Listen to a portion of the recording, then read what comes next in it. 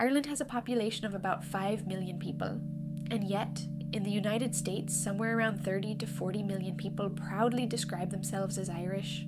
In other words, there are far more Irish people living outside Ireland than in it. So how did one small island on the edge of Europe end up with a family many times its own size? The answer is part triumph and part tragedy. For much of the last few centuries, Ireland's biggest export wasn't a product, it was people. Through poverty, conquest, and catastrophe, the Irish left their island in staggering numbers. And more than anywhere else, they went to America.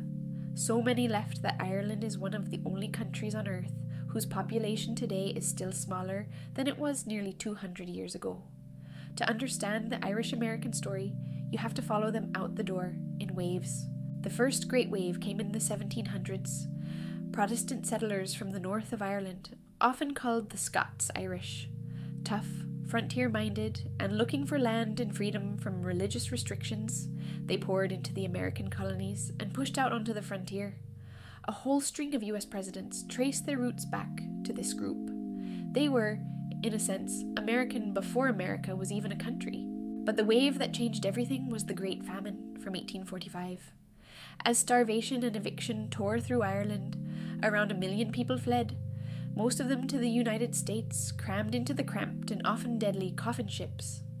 They arrived poor, Catholic, and desperate, and they packed into the big cities of the East Coast: Boston, New York, Philadelphia. This is the moment the modern Irish-American identity was truly forged, in hardship, in crowded tenements, and in sheer determination to survive. And survive they did, and then they climbed.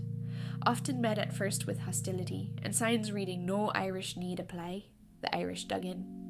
They built the canals and the railroads, filled the police forces and the fire departments, ran the Catholic Church in America, and, crucially, mastered big city politics, building powerful machines like New York's Tammany Hall. The journey from famine refugees to the White House took barely a century. In 1960, John F. Kennedy, the great-grandson of Irish immigrants, was elected President of the United States, which brings us back to those 40 million.